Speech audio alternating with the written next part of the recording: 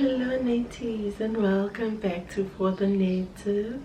If this is your first time joining us, welcome. Please like and subscribe, and if you're returning,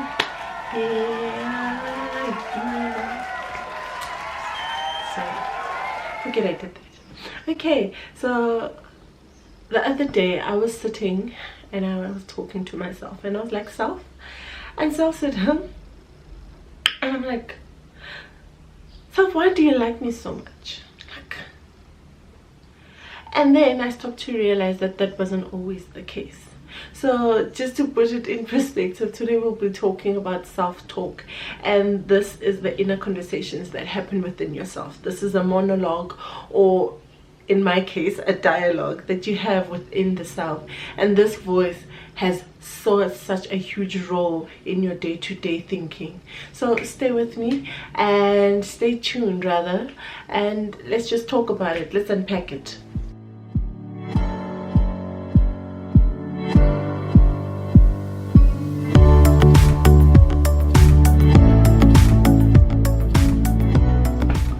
So self-talk is your internal chatter. This is your internal voice. This is the voice that tells you, and I'm not talking about, this is very different from your instincts, because instincts is more feelings that you, or messages you gain from the universe and you act upon, whereas self-talk is the voice, the other voice that you hear in your own head. And this is a combination of your conscious mind, but it's also a combination of your unconscious. So these are your thoughts, your beliefs, these are your biases, so these are your stereotypes. Your self-talk is comprised of these. And over the years I have found that I could make my self-talk work for me. A lot of the time I would joke and say that I have a whole conference in my head, and I realized that there was some point in my life where I used to struggle with negative self-talk.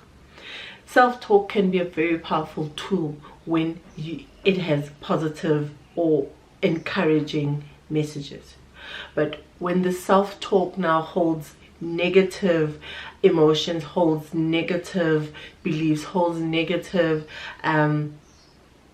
perspective on things, it pulls you down. You start to become it. I will always say to you that whatever you think becomes your words become your actions, and that becomes your reality.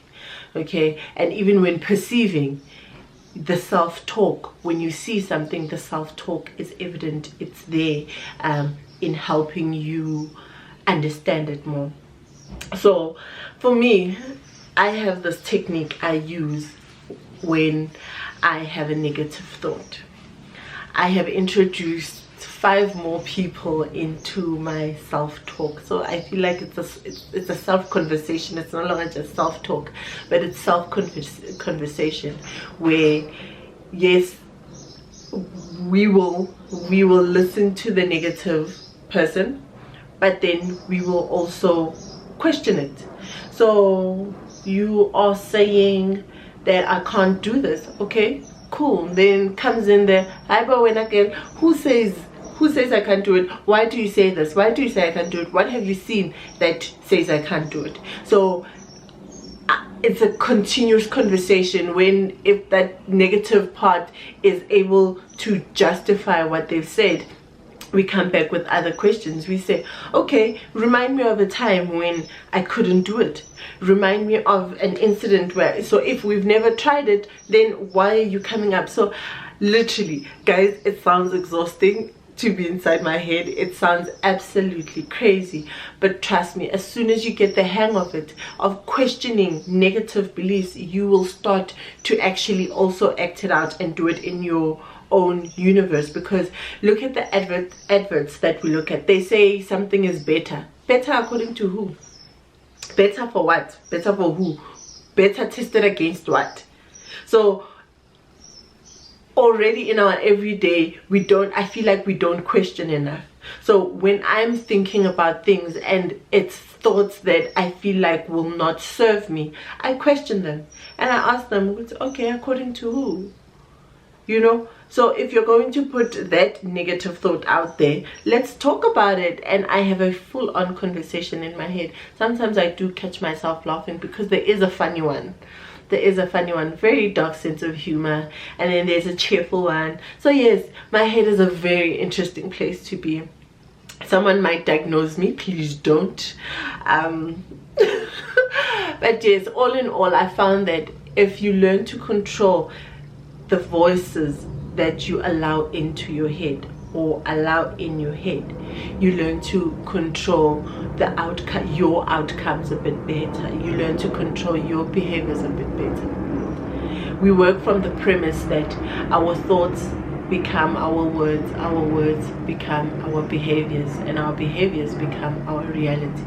And if that's the case, in controlling our thoughts, we also learn to control our emotions, we learn to control our behaviors, thereby having all the control we have in this world, which is with us and not with other people.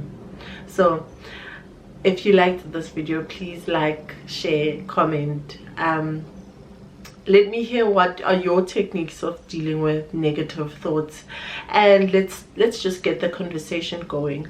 I'm all for mental health, and this is how we start to get things right, is by talking about them. Let's talk about it. From me, Bonolo, with love.